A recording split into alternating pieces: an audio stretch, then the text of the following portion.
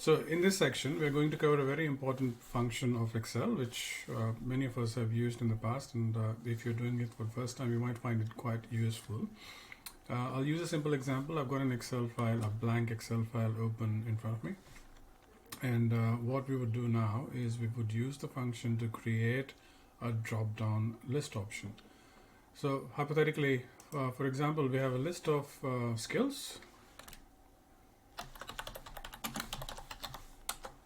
And for the sake of it, we'll just call it skill 1. And then I'm just going to create multiples. Right, so I've got about 20 skills which are highlighted. Obviously, I'm not going to specify exactly what they are.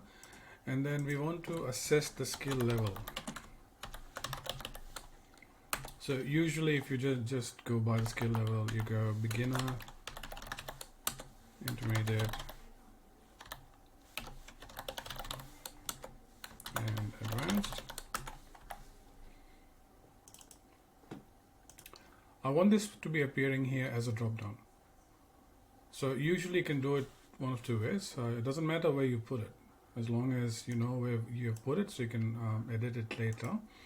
I would click on the cell where you want the drop-down to be appearing. Then I would go to data, data validation, and from here click on this any value until you see list. Click on the source, and this is quite easy, so make sure the cursor is actually blinking. Click on source and click and drag the options that you want to select and go OK. Now see the difference here. This one has a drop down. The drop down has started to appear.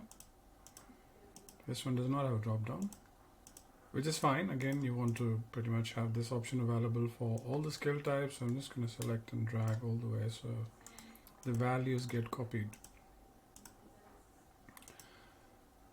Now, one of the tips here is if you started from the scratch, I'm just going to do it again. Now that once you delete the value, these values do not go away. You know what I mean? There you go.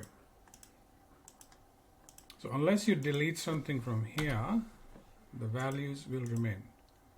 Now the problem we have created here is we deleted that blank.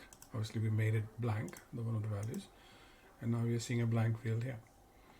So one way of doing it, you can go back to data validation list, and then you can change the source. So currently it's F2 to F4. You can change that to F3 to F4. All you see is intermediate and advanced. However, the rest of them remain as is. So what I'm going to do is I'll delete, pinch this little fella from here and drag all the way down, and we've got a list value good to go.